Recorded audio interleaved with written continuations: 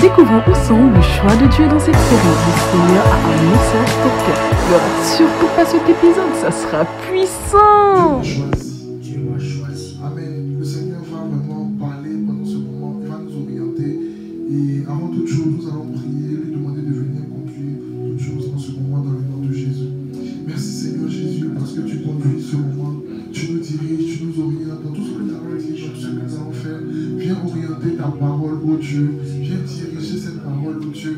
Toi le Dieu tout-puissant, toi le Dieu excellent, toi le Dieu, ô Seigneur Jésus, nous ne voulons pas parler par nous-mêmes en ce jour, mais nous voulons parler par toi, nous voulons agir, Saint-Esprit, inspiré par toi. Viens parler à ton peuple, Saint-Esprit, viens parler à toutes les personnes qui vont nous regarder, qui vont nous écouter en ce moment. Ô Seigneur, merci pour ta puissance, merci pour ta présence ici, dans le nom de Jésus que nous avons prié. Amen. Amen. Ici, le Seigneur nous dit qu'il nous a choisis. Amen. Répète encore, Dieu m'a choisi. Dieu m'a choisi. Il faut que tu saches que Dieu t'a choisi. Quelles que soient les oppositions, les défis, les montagnes qui peuvent se mettre devant toi, il faut que tu aies dans ta conscience que le Seigneur t'a choisi. Amen. Et dans ce même élan, nous voulons lire la parole de Dieu dans 2 Chroniques 16, le verset 9. 2 Chroniques 16, le verset 9. Amen. 2 Chroniques 16, verset 9. Car l'Éternel étend ses regards sur toute la terre, pour se tenir dont le cœur est tout entier à lui. Tu as agi en insensé dans cette affaire, car dès à présent tu auras des guerres. Amen. Ici, le Seigneur est en train de parler à un roi qui avait sa confiance en l'Éternel, mais arrivé à un moment de sa vie, il y avait une guerre qui devait arriver et il n'a pas fait confiance à l'Éternel. Amen. Il s'est dit qu'il y a quelque chose qui allait arriver, que vraiment la tempête qui arrive là, cette histoire-là me réfère même à l'histoire lorsque il y avait la tempête et Jésus est en train de marcher sur l'eau et puis Pierre lui a demandé, Seigneur, si c'est toi, demande que je vienne. Et le Seigneur lui a dit, viens. Et Pierre s'est appuyé sur la parole pour pouvoir marcher sur l'eau. Mais arrivé à un moment, voyant que le vent était trop fort, Pierre s'est enfoncé dans l'eau. Amen. Et ce même monsieur-là, c'était quelqu'un qui était avec le Seigneur, quelqu'un qui suivait le Seigneur. Et là, la guerre devait arriver. Au lieu de toujours demeurer dans le Seigneur, garder son cœur dans le Seigneur, garder ses yeux fixés sur le Seigneur, ce qui s'est passé, c'est qu'il a détourné ses yeux de Dieu et il a regardé aux hommes. Amen. La Bible dit, malheur à celui qui met sa confiance dans l'homme. Amen. Tu peux répéter devant ton écran, malheur à celui qui met sa confiance dans l'homme. Malheur à celui qui met sa confiance dans l'homme. Amen. Malheur à celui qui met sa confiance dans l'homme. On n'a pas dit de ne pas faire confiance à ceux qui sont autour de toi. On n'a pas dit par exemple de ne pas les aimer, mais il ne faut pas te fier. Il y a un verset qui dit que Jésus ne se fiait pas. Amen. Parce qu'il savait même que les disciples qui étaient avec lui là, un jour, le jour de la croix, ils allaient frapper même pour le laisser. Amen. Malgré qu'ils étaient en train de lui faire les éloges, de lui dire, regardez Pierre, quand tu lis, ça fait tellement rire. Oh Seigneur Jésus, je ne pourrai jamais te laisser, je serai toujours avec toi. Mais le jour de la mort, le jour de la détresse, amen, on a vu qui est qui. Amen. C'est pour ça que le Seigneur nous dit, malheur à celui qui met sa confiance dans l'homme. Autrement dit, il est en train de nous dire, ta confiance doit demeurer seulement qu'en lui, Dieu. Amen. Quelle que soit la richesse de tes parents, quelle que soit la richesse de ceux qui sont autour de toi, si tu mets ta confiance dans ça, mon frère, ma soeur, je te dis que tu vas périr. Voyant que le vent était trop fort, Pierre s'est enfoncé dans l'eau. Amen. Il faut qu'aujourd'hui, tu décides de mettre ta confiance en l'Éternel. Donc ici, c'est un roi qui était avec le Seigneur et voyant l'armée qui arrivait, il dit, tiens, Seigneur, je prie tous les jours, hein, mais vrai là, si elle ne demande pas du renfort là, c'est qu'ils vont me tuer. Amen. Il a dit au Seigneur vraiment, il faut que je demande du renfort. Amen. Il faut que je demande du renfort. Il n'a pas mis sa confiance dans l'Éternel. Il n'a pas cru que le Seigneur pouvait le délivrer de ce problème-là dans lequel il était. Amen. Et ce qui se passe, il demande du renfort à l'armée syrienne. Donc il dit, venez m'aider. Donc lorsqu'il leur demande du renfort, le Seigneur ne peut plus rien faire. C'est-à-dire que tu as mis ta confiance dans quelqu'un d'autre. Tu me demandes d'agir, mais tu mets ta confiance dans quelqu'un d'autre. Comme on dit, tu ne peux pas demander à quelqu'un de venir nettoyer ta maison si tu as fermé la porte. Tu dis, hey, aujourd'hui viens nettoyer chez moi, mais la porte est fermée. Comment je vais rentrer chez toi pour nettoyer? Amen. C'est de la même manière, lorsque par exemple tu demandes au Seigneur, viens changer les choses dans ma vie, mais dans ta vie il y a le péché, tu lui fermes la porte. Il faut qu'aujourd'hui tu lui ouvres la porte afin qu'il puisse rentrer dans le nom de Jésus. Amen. Il faut que tu lui ouvres ton cœur. Il faut que tu lui demandes de venir prendre le contrôle de ta vie. Donc il a mis sa confiance en l'homme. Et le verset qui suit dit quoi, Chekna? Tu as agi en insensé dans cette affaire, car dès à présent tu auras des guerres. Amen. Dès à présent, il a agi en insensé. Amen. Il a agi en insensé. En insensé. Celui qui ne met pas sa confiance en Dieu agit comme un insensé. Amen.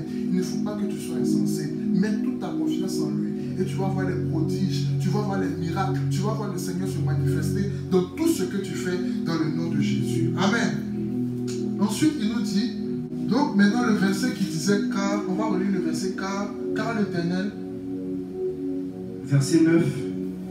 Car l'Éternel étend ses regards sur la terre pour soutenir ceux dont le cœur est tout entier à lui. Amen. Car l'Éternel étend ses regards pour soutenir ceux qui ont tout le cœur tout entier. Ouais, dans le cœur tout entier à lui. Amen. Qu'on le cœur tout entier à lui. C'est-à-dire que dans les moments de tristesse, actuellement le coronavirus est en train de framponner partout. Amen. Actuellement le coronavirus, tout le monde est enfermé, le monde entier enfermé à la maison. Amen. Mais dans ces temps-là, restons accrochés au Seigneur. Amen. Parce que le Seigneur sait son plan, il connaît son plan, il sait ce qu'il est en train de faire derrière cette histoire. Amen. Et le Seigneur te dit aujourd'hui, il regarde sur la terre pour soutenir ceux qui ont le cœur tout entier à lui. Autrement dit, pour soutenir ceux qui ont mis leur confiance en lui. Amen. Si tu as ta confiance en Dieu, le Seigneur te dit qu'il regarde. Actuellement, il est en train de regarder. Est-ce que ton cœur est en lui? Est-ce que tu as mis toute ta confiance en lui? Le Seigneur regarde. Et lorsque tu n'as pas mis ta confiance en lui, c'est là que la défaite peut t'atteindre. Amen. Lorsque Pierre a regardé le vent, quand Jésus lui a dit, viens, c'est comme s'il y a un pont qui s'était posé sur l'eau. Quand Jésus lui a dit, viens, et il lui a dit, sur ta parole, je marche, sur la parole de Dieu. Lorsque tu suis cette instruction, le Seigneur te fait faire des prodiges. Mais lorsque tu détournes tes regards du pont, c'est-à-dire que quand le Seigneur a dit, viens là, regarde à moi, marche et puis viens, je t'ai dit, viens. Est-ce que c'est le vent contraire, c'est la tempête qui t'a dit, viens? La tempête ne t'a pas dit, viens. Donc lorsque par exemple tu es en train de marcher et tu regardes à lui, mais tellement que les oppressions autour de toi sont fortes, tu détournes tes regards pour regarder ailleurs, tu t'enfonces. Amen. Et Pierre s'est enfoncé. Aujourd'hui, je prie que tes yeux, les yeux de ton cœur soient tout entier à lui dans le nom de Jésus. Parce qu'il dit, il regarde sur la terre. Actuellement, les radars de Dieu, les yeux de Dieu sont en train de circuler sur la terre pour regarder ceux qui ont le cœur tout entier à lui. Il est en train de regarder ceux qui sont ses élus, ceux qui sont ses enfants. Amen. Pour les garder. Aujourd'hui même, les gens ne réalisent pas. Le pasteur Karambéry était guéri du coronavirus. Et maintenant, vous le voyez prêcher, non? Comme si de rien n'était. Mais en même temps, on voit des stars qui sont même un peu moins jeunes que lui, mais qui meurent. C'est-à-dire qu'il y a quelque chose en lui. Le Seigneur regarde sur la terre pour soutenir ceux qui ont le cœur tout entier à lui. Dis au Seigneur, Seigneur, il faut que mon cœur soit tout entier à toi dans le nom de Jésus. Amen. Ensuite, nous allons aller à la deuxième partie. Le psaume 12, le psaume 121, 121, le verset 1. Psaume 121, verset 1. Amen. J'espère que tu as beaucoup de connexion parce qu'aujourd'hui, on va rentrer dans les profondeurs de la parole. Si ta connexion est en train de faire tout, va, sort, ajoute ta connexion et puis tu viens. Amen. Check avant de faire la lecture. Amen. Psaume 121, verset 1. Je lève mes yeux vers les montagnes, d'où me viendra le secours. Amen. Amen. Ici, il dit quoi? Je lève les yeux vers les montagnes, d'où me viendra le secours. Amen. Il lève les yeux vers les montagnes et il demande d'où me viendra le secours. Et ensuite, il se reprend dans le verset suivant, il dit quoi? Le secours me vient de l'Éternel qui a fait les cieux et la terre. Amen. Il regarde dans les montagnes, c'est-à-dire qu'il y a des gens aujourd'hui qui sont en train de regarder aux montagnes de cette terre-là. Et puis il attend, d'où me viendra le secours? Et il se reprend immédiatement, il se dit, le secours me viendra de l'Éternel. Ne regarde pas à la montagne. Ne regarde pas. C'est vrai que les médecins, les autorités de ce monde sont en train de faire ce qu'ils peuvent pour pouvoir guérir ce parasite qui est en train de frapper partout. Mais le Seigneur te dit aujourd'hui, ne regarde pas à ces choses. Prie pour les autorités, prie pour le corps médical, mais garde ta confiance en lui. Ne regarde pas à la montagne, ne regarde pas à eux, mais regarde à ton Dieu, regarde à ton Père en ce jour, regarde-le. Ces temps de confinement-là, ce sont des temps prophétiques. La dernière fois, je disais à un ami, quand tu sors de ce moment de confinement-là, le feu doit sortir de ta bouche. Amen. L'onction de Dieu doit se répandre de ta vie dans le nom de Jésus. Et je crois que cela sera possible. Après ce temps de confinement-là, des personnes vont sortir et bouleverser le monde. Le diable a pensé qu'en nous retournant à la maison, il allait nous affaiblir. Mais en nous retournant à la maison, c'était du repos pour sortir, pour aller encore plus loin, pour annoncer l'évangile. Amen. La Bible dit, allez et faites de toutes les nations les disciples. Nous allons aller dans le nom de Jésus. Amen. Et là maintenant, nous allons aller dans 2 Rois 4. Amen. Là on rentre directement profondeur. Directement profondeur. Nous allons aller dans la profondeur de la parole. Amen. Le Seigneur te dit qu'il t'a choisi. Nous sommes en train d'aller pas à pas pour que le message puisse bien rentrer en toi. Amen.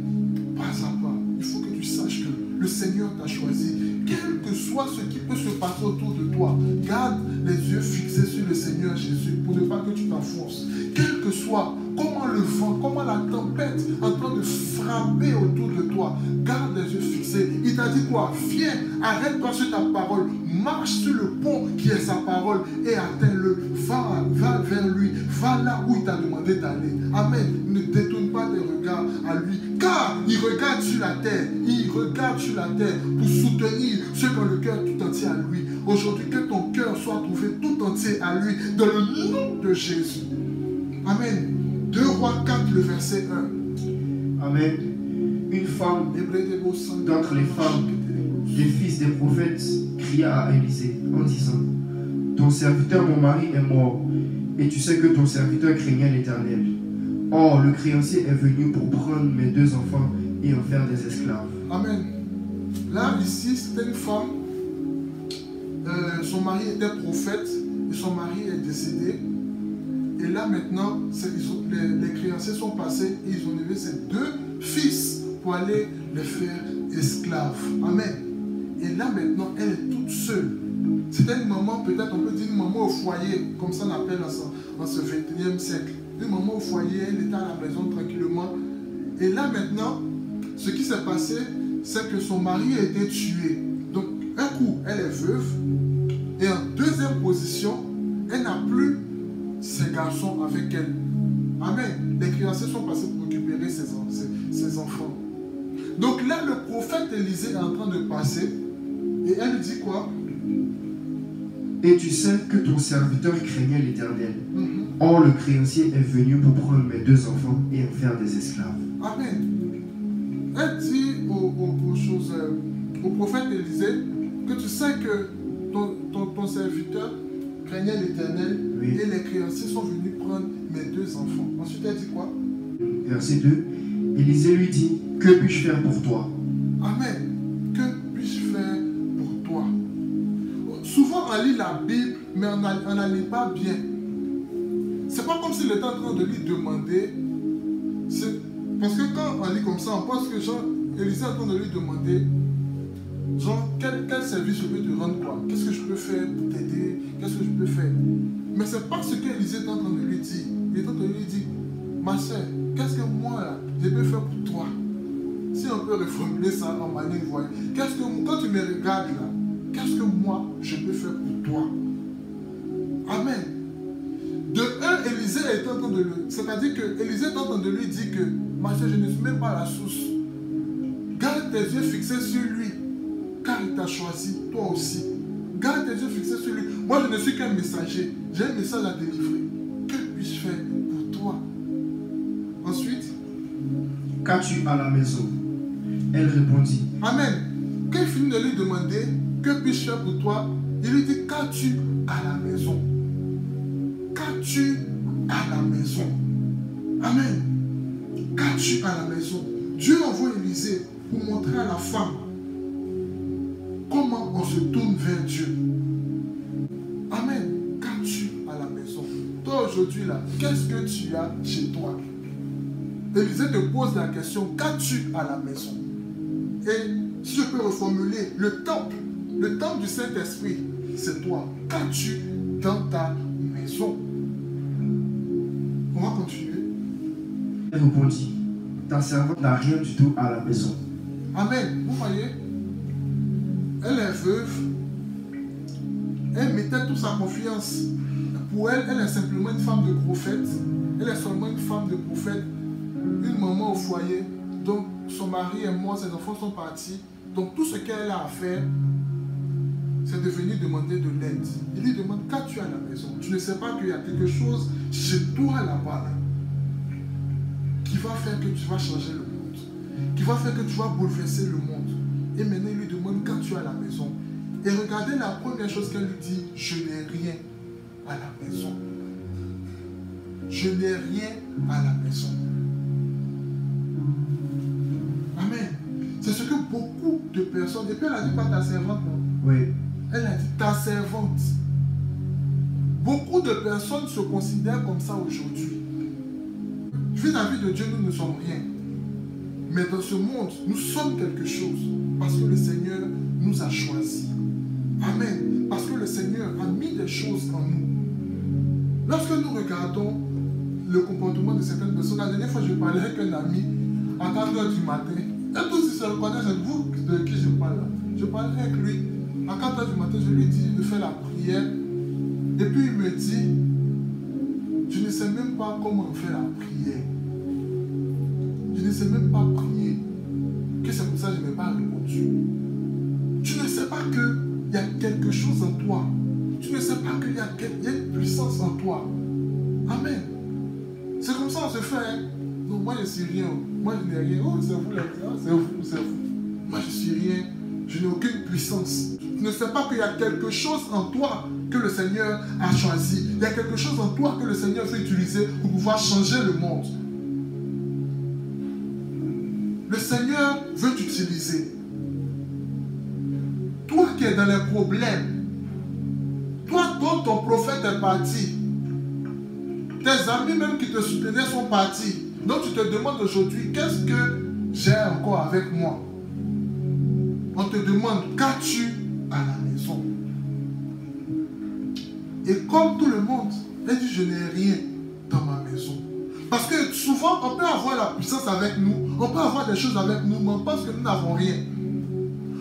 Souvent, la solution de Dieu que tu cherches dehors, là, elle est tout près de toi dans ta maison. Amen. Amen. Donc, on va lire la Bible maintenant dans 1 Corinthiens, le verset 1 au verset 27. Mais Dieu a choisi les choses viles, folles du monde pour confondre les sages. Dieu a choisi les choses faibles du monde pour confondre les fortes.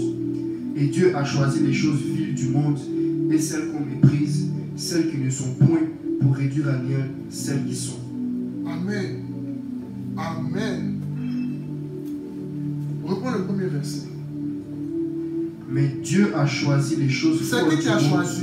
pour confondre les sages. C'est qui a choisi? C'est Dieu. C'est Dieu qui a choisi. Les choses quoi?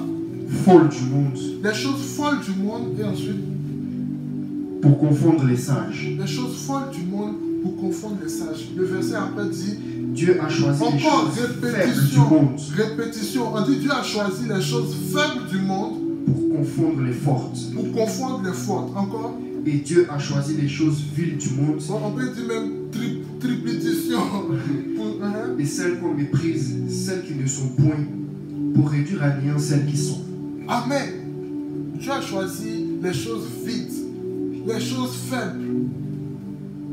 Amen. C'est Dieu qui a choisi pour faire quoi? Pour réduire à néant celles qui sont. Pour réduire à néant celles qui sont. Oui. C'est Dieu qui a choisi. Et le prophète lui demande, qu'as-tu dans ta maison? Elle dit, je n'ai rien. Lorsque tu penses que tu n'es rien, le Seigneur ne te demande pas d'être puissant. Il ne te demande pas d'avoir la force en toi. Il ne te demande pas d'avoir une foi, je ne sais pas, une foi même quand il respire, même on dit tu es dans la foi d'elle. Ce n'est pas ce que le Seigneur te demande. Lorsque tu penses que tu es faible, lorsque tu penses que tu n'as pas de puissance, lorsque tu penses que tu ne sais pas prier, lorsque tu penses que toi tu ne peux pas évangéliser, la Bible dit, ce n'est pas par ta force, ce n'est pas par ta puissance, mais c'est par le Saint-Esprit. Amen. Le prophète lui demande, qu'as-tu dans ta maison? Elle dit, je n'ai rien. C'est à toi qu'on s'adresse aujourd'hui. Toi qui te dis que tu n'as rien, que tu n'es rien sur cette terre-là. C'est à toi qu'on s'adresse. Les paralytiques, le Seigneur t'attend pour faire des miracles. Le Seigneur t'attend pour aller parler de lui, pour aller annoncer sa parole. Toi, toujours tu répètes, je ne suis rien. Je ne suis rien. Dire que je ne suis rien bloque le bras de Dieu dans ta vie. Information. Dire que je ne suis rien, que je n'ai aucune puissance. Moi-même là. Nous, on est chrétiens, on doit voir à l'église le dimanche seulement, on prie un peu, tout ça. Voilà, les bishops là, c'est eux, hein? C'est eux qui m'ont fait. Dis que tu n'es rien, bloque le bras de Dieu dans ta vie. Lui, il dit, il t'a choisi. Toi, tu dis que tu n'es rien. Mais si tu n'es rien, le Seigneur ne peut rien faire avec toi. Parce que lui, il dit, il appelle ce qui n'est pas pour être à l'existence. Mais quelqu'un qui est déjà, lui, il dit que tu es déjà. Toi, tu dis que tu n'es pas. Comment le Seigneur va t'utiliser? Qu'est-ce qu'il va faire avec toi? Qu'est-ce qu'il va faire avec toi? Tu dis, tu as dans ton cœur, le Seigneur demande beaucoup de choses. Mais tu te vois encore comme cette jeune fille prostituée. Tu te vois encore comme ce jeune garçon lié dans la pornographie, lié dans beaucoup de choses. Le Seigneur te parle aujourd'hui. Il te dit que il t'a choisi. Il t'a choisi.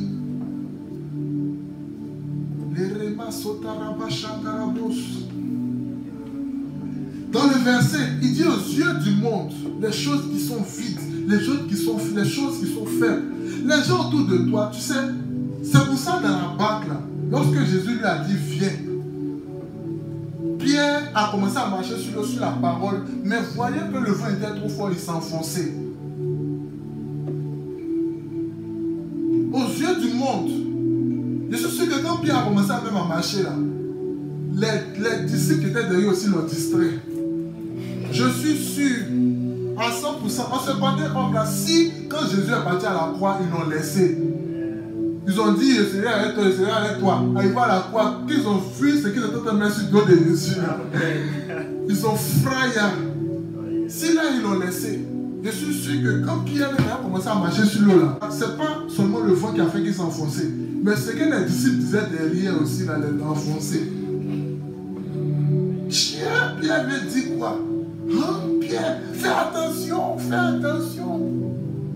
Fais attention à quoi? Il te dit, viens. Il a tracé un pont sur la lagune.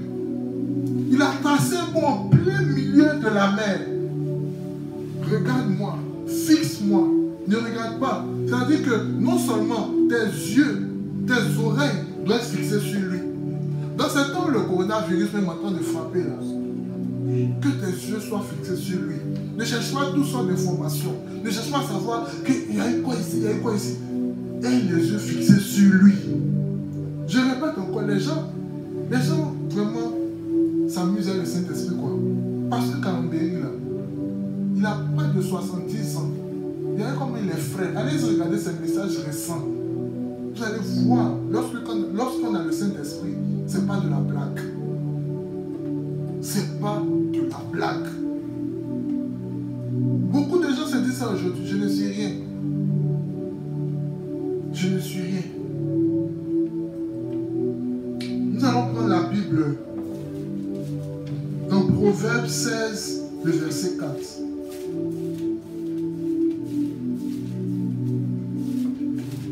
Mais aujourd'hui, le Seigneur te dit qu'il t'a fait pour un but. Il t'a fait pour un but. Et c'est ce que nous allons lire dans ce verset. L'Éternel a tout fait pour un but, même le méchant pour le jour du malheur. L'Éternel a tout fait pour un but, même le méchant pour le jour du malheur. Alléluia. Il a tout fait pour un but. Aujourd'hui, la caméra qui me filme a été faite pour un but. Les lumières qui sont ici ont été faites pour un but. La table a été faite pour un but. Le son a été fait pour un but. Tout a été fait pour un but. À plus forte raison, toi qui es son enfant, toi en qui ce grand Dieu a déposé son esprit. Peut-être souvent on ne prend pas le temps pour réaliser qui est en nous. Mais va lire la Bible, va lire l'Ancien Testament. Tu vas voir la puissance de ce Dieu-là qui s'est fait et qui est rentré d'un corps de poussière. Le Seigneur dit, il a tout fait pour un but. Même le méchant pour le jour du malheur. Tu entends ça? Même le méchant pour le jour du malheur. Il te dit que même le méchant, là, il a fait pour le jour du malheur. Alléluia. Et toi, tu dis, je ne suis rien. Je n'ai rien. Qu'as-tu dans ta maison? Je n'ai rien, prophète. Qu'as-tu dans ta maison? Je n'ai rien. Amen. On va aller maintenant dans Jérémie 1, le verset 4 au verset 5. Jérémie 1, verset 5. Avant que je t'eusse formé dans le ventre de ta mère, je te connaissais. Avant que je t'eusse formé dans le ventre de ta mère, je te connaissais. Et puis il dit quoi ensuite? Avant que tu fusses sorti de son sein, je t'avais consacré et je t'avais établi prophète des nations. Amen. Avant que tu ne fusses formé dans le sein de ta mère, il t'avait consacré et puis t'avais établi prophète des nations. Et puis quoi encore? Je réponds à Seigneur, Seigneur éternel, voici je ne sais point parler car je suis un enfant. Amen. Encore la même chose. Encore la même chose. Quand le Seigneur dit les choses, toujours en train de dire je ne peux pas, je ne sais rien. Bon, Seigneur, réponds à ton appel au nom de Jésus. Amen. Réponds à ton appel. Réponds à ton appel avant que tu ne naisses. Avant que tu ne sois même dans le sein de ta mère. Il avait accompli, une autre version dit, avant que tu ne naisses, il avait accompli des projets, des plans de bonheur pour toi. Amen. Avant que tu ne naisses, il t'avait prédestiné. Il avait prévu des choses pour toi. Et toi, tu nais, tu viens dans ce monde-là, tu dis, je ne suis rien. Tu es quelque chose au nom de Jésus. On retourne en 2 Rois 4, le verset 1. Dis avec moi, rentrons dans les profondeurs. Les briques, c'était les masotarabras, les branamachatarabros. Élisée lui dit, que puis-je faire pour toi? Dis-moi, qu'as-tu dans ta maison? Elle lui répondit, ta servante n'a rien du tout à la maison. Amen. N'a rien du tout à la maison. Les gens négatifs, ça me dit ça. Je n'ai rien. Amen. On a parlé beaucoup de ça. Ensuite, ta servante n'a rien du tout à la maison qu'un vase d'huile. Elle lui répondit, va demander au dehors des vases. N'a rien du tout quoi? N'a rien du tout à la maison qu'un vase d'huile. Qu'un vase d'huile. Donc après, maintenant qu'elle a fini de dire, ta servante n'a rien du tout, elle dit qu'elle peut. Elle dit, ah, mais il y a quand même un petit vase. Mais ça là, on va faire quoi avec? Mais il y a quand même un vase d'huile. Prophète, il y a un vase d'huile dans ma maison. Ce que tu regardes comme banal, ce que tu regardes, non seulement ta vie, il dit, il utilise les choses faibles, les choses quoi encore? Dans l'autre verset là, les choses faibles, les choses vides, pour les élever. Ici, cette chose-là, une phase d'huile, pour elle là, c'était une chose faible. Parce que c'est toujours aux yeux des hommes. C'est aux yeux des hommes que les choses sont faibles. C'est aux yeux des hommes que toi tu es faible, que toi tu ne peux rien faire. Quand tu commences à faire quelque chose, les gens s'attroupent autour de toi pour ne pas que ta lumière luise. Toujours. Mais ta lumière va éclater. Ta lumière va éclater. Tu vas parler de lui. Tu vas annoncer sa parole dans le nom de Jésus. Donc ici, chose faible, chose vide. Qu'as-tu dans ta maison? Je n'ai rien, ma presse est saisie. J'ai seulement qu'un vase d'huile. Amen. Et puis après, il lui dit quoi? Va demander au dehors des vases chez tous tes voisins, des vases vides, et ne demande pas qu'un petit nombre. Amen. Donc, lorsque tu changes ton langage, parce que là, elle avait dit je n'ai rien. Quand elle a dit je n'ai rien, là, je vous assure, le prophète Élisée n'allait pas pouvoir lui délivrer. Les prophètes, les pasteurs, les apôtres, tout ce que tu veux, sont là pour te conduire vers Dieu, pas vers eux. Amen. Tout ce que l'homme de Dieu te dit, c'est pour te conduire vers Dieu, c'est pour te donner les instructions que Dieu veut te dire pour que tu puisses les accomplir. Amen. C'est avec ce qu'elle avait chez elle là que le miracle est venu. Le miracle n'est pas venu d'Élisée. Élisée a juste donné la parole, lui a donné les instructions, mais tout était entre ses mains. Donc elle avait dit je n'avais rien, mais lorsqu'elle dit c'est seulement qu'un vase d'huile, immédiatement, je vous assure, immédiatement, la parole de Dieu est délivrée. Beaucoup de personnes prient, beaucoup de personnes font beaucoup de choses, mais ils n'entendent pas la voix de Dieu. Beaucoup de personnes aiment dire ça, je n'entends pas la voix de Dieu, non, quand je prie là, vraiment je ne sais pas. Parce que quand tu t'en vas devant Dieu, quand tu te présentes devant lui, tu te dis que je n'ai rien. Encore une de mes amies, tu te regardes, tu te connais. On parlait la dernière fois, mais est-ce que si je prie là, il va m'écouter? Est-ce que si je prie là, il va accomplir mes prières? Mais oui qu'il va accomplir tes prières. Tu es sa fille préférée, tu es son fils préféré. Il a le devoir, il est ton père. Est-ce que ton papa là, on lui a demandé pardon, on s'est couché devant lui pour lui dire n'a pas payé tes études? À plus forte raison, il dit, si vous, méchants comme vous êtes, vous savez donner de bonnes choses à vos enfants, à plus forte raison, moi, le grand Dieu, bon, il n'a pas dit la suite, mais la suite vient dans la suite de vos messages. À plus forte raison, moi, le grand Dieu, je ne pourrais pas vous donner des choses. Qu'est-ce que tu veux? L'argent c'est bien, mais tu ne seras jamais satisfait. Voiture, ça va venir, tu ne seras pas satisfait. Grosse maison, château même, 10 000 pièces. Ton cœur, là, s'il est détourné de Dieu, la paix ne sera pas dans ton cœur.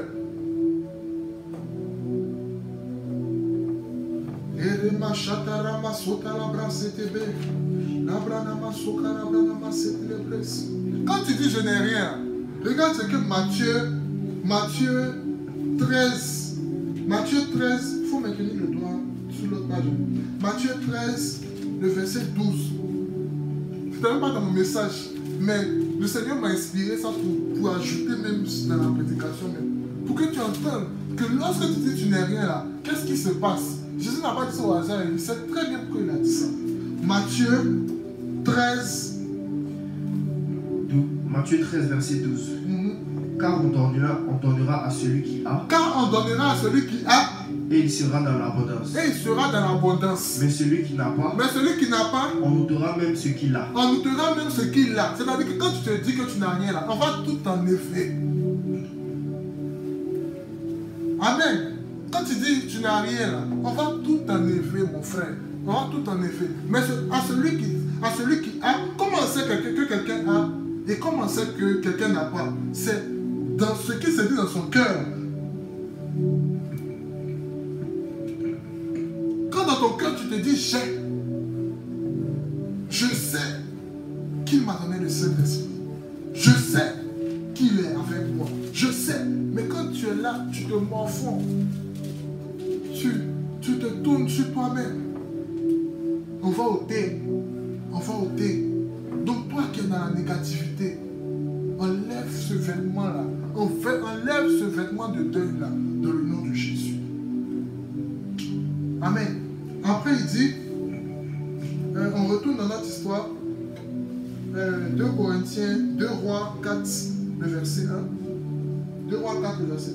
Oui, on reprend à partir du verset 3 ou 4. À partir de... Ouais, dit, je n'ai qu'un vase vide. Okay. Élisée lui dit, qu'as-tu à la maison? Et elle répondit, ta servante n'a rien du tout à la maison qu'un vase d'huile. Et il dit, va demander au dehors des vases de chez tes voisins. Donc là, Élisée lui donne des instructions. Le changement de langage, qu'un vase d'huile qu'elle a dit là, c'est un changement de langage. Un changement de mentalité entraîne toujours un changement de langage. Lorsque ta mentalité est transformée, je t'assure, ta manière de parler va aussi changer. Parce que la Bible dit, c'est de l'abondance du cœur que la bouche parle. Donc ce qui a triomphé en toi, c'est ce qui sort. Donc ici, elle a changé de langage. Et elle dit, oui, mais j'ai quand même un vase d'huile. Et la parole de Dieu a pu être délivrée. Amen. Et il lui dit, va demander au dehors des vases chez tes voisins. Amen. Il lui dit quoi? Fais quoi? C'est quel verbe on a utilisé ici? Va demander. Va. Aide-moi, va. Ici on dit va. Va. Va. Le Seigneur aime beaucoup utiliser ce mot-là. Va. Aux disciples, il dit allez. À la femme, il dit va. Aux disciples, il dit allez. Amen. Ça veut dire qu'il y a quelque chose en toi qui va faire que tu dois partir. Allez et faire de toutes les nations des disciples. Va. Il dit va où? Au dehors. Va au dehors. Allez-y dans toutes les nations. Va au dehors. Vous ne voyez pas la similarité? Lorsque elle a arrêté de dire je ne suis rien, elle a reconnu qu'elle a quelque chose, on lui donne une instruction pour partir. Lorsque le Seigneur ne te répond pas, demande-toi bien si tu es dans sa volonté, si tu as la bonne mentalité et le beau langage. Va ou va au dehors. Amen. On continue. Va demander au dehors des vases chez tous tes voisins, des vases vides et n'en demande pas qu'un petit nombre. Amen. Va demander au dehors. Ça, c'est une décision. Est-ce que sinon lui a dit, ma chérie, va prier, va jeûner, va faire 40 jours, va faire 90 jours. La solution était déjà en elle. Était déjà en elle. Il lui a dit, va. Toi aussi, il faut aller. Décide d'aller. Décidez d'aller. Va vous faire accomplir des miracles et des prodiges. Lorsque le paralytique, ensuite je pense que c'était Pierre ou bien je ne sais plus qui, tu me dis, je ne sais pas si c'était, il a dit, en tout cas, il lui a demandé quelque chose et il lui a répondu, je n'ai pas d'argent, je n'ai pas de truc, mais ce que j'ai le nom de Jésus. J'ai quelque chose, ce que j'ai, je te le donne. Ce que j'ai, je te le donne. Et le paralytique a eu sa guérison. Amen. Peut-être aujourd'hui, physiquement, tu n'as pas d'argent. Aujourd'hui, physiquement, il y a des choses que tu n'as pas. Mais il y a quelque chose en toi. Alléluia. Il y a quelque chose en toi. Amen. Et il lui dit, va chercher des vases vides. Va chez les voisins. Va chercher des vases vides. Parce que tu ne sais pas que le vase qui est dans ta maison, le vase d'huile qui est dans ta maison, peut remplir des vases vides. Et puis encore plus grave, il dit va quoi? Va chercher un grand nombre. Ne demande pas qu'un petit nombre. Ne demande pas qu'un petit nombre. Est-ce qu'on lui a dit va chercher des vases pleins? On ne lui a pas dit va chercher des vases remplis. On dit va chercher des vases vides. Parce qu'il y a souvent on essaie de remplir des vases qui sont déjà remplis. Va chercher des vases vides. Yash, je sens l'onction ici. Des vases vides. Il lui a dit allez prier, allez jeûner. Non. Et vous allez voir dans la suite du verset que tant que les vases ne sont pas finis, l'onction n'arrête pas de couler. L'huile n'arrête pas de couler.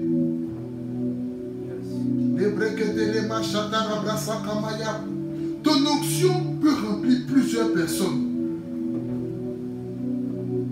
Il a dit des fleuves d'eau vive jailliront de toi. Des vases vides.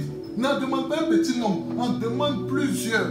C'est-à-dire que des fleuves de joie, des fleuves de paix, des fleuves de tranquillité, des fleuves vont jaillir de toi. N'en demande pas un petit nombre. Quand on lui avait demandé au début, elle dit je n'ai rien. Quand elle s'est ressaisie, elle dit je n'ai qu'un vase vide. Qu'un vase vide. Qu'est-ce qu'on va faire avec? Qu'est-ce qu'on va faire avec? Il choses faibles, les choses vides, les choses dont le monde a rejeté, les choses que le monde a rejetées, pour les emmener à être, pour les élever. Vous avez déjà vu Jésus élever des personnes. Quand Jésus est venu même là, on dit qu'il n'avait rien pour attirer les regards. Il utilise les choses faibles, les choses vides, les choses qui ne frappent pas à l'œil pour les élever. Cet homme-là a reçu le nom au-dessus de tous les noms. Et souvent, même quand on lit ce verset-là, Jésus, ça c'est une parenthèse, Jésus a reçu le nom au-dessus de tout nom. On pense que c'est seulement qu'un verset comme ça. Un verset, genre, c'est un verset, c'est une prophétie. Le Seigneur est en train de dire, quand son nom, tout genou va fléchir. Tout genou va fléchir. Les militaires vont fléchir. Tout le monde va fléchir, genou, devant ce nom. Devant ce nom. Le nom de Jésus. Tiens-moi le nom de Jésus. Le nom de Jésus. Le nom de Jésus. Le nom de Jésus. L'onction se multiplie chaque fois que tu utilises pour remplir tes vases. L'onction ne se multiplie pas, c'est vrai que la prière va t'aider. Il faut beaucoup prier. Amen. Il n'est pas dit de ne pas prier. Il faut prier. Il faut faire beaucoup de choses. Il faut demeurer dans la présence de Dieu, dans l'adoration, dans la parole, dans beaucoup de choses. Mais ce qui va te permettre, les briques, c'est qu'il y a. Tant qu'il y aura des vases vides, il y aura de l'huile pour les remplir. On continue l'histoire. Quand tu seras rentré, tu fermeras la porte sur toi et tes enfants. Tu verseras dans tous ces vases. Voilà, tu verseras dans tous ces vases. Voilà, on dit quand tu seras rentré, tu fais quoi? Tu fermeras la porte sur toi et sur tes enfants. Fermez la porte. Dis à quelqu'un, ferme la porte. Ferme la porte. Ferme la porte. Ferme la porte. Parce que lorsque tu vas commencer, lorsque tu vas aller prendre les vases vides là, on va te demander, mais tu vas faire quoi avec? Mais c'est là, c'est plaisante. Hein? Dieu te dit, ferme la porte. À chaque fois que le Seigneur dit ferme la porte, je t'assure, c'est un état de cœur, c'est un état de cœur que le Seigneur entend de parler. Ferme la porte. Dis à quelqu'un qu'on ferme la porte. Ferme la porte. Ferme la porte. Ferme la porte. Ils vont se moquer de toi. Ils vont te dire, ils ont tout fait à Jésus. Mais Jésus avait fermé la porte. Il n'a pas parlé. Il a laissé le plan de Dieu s'accomplir.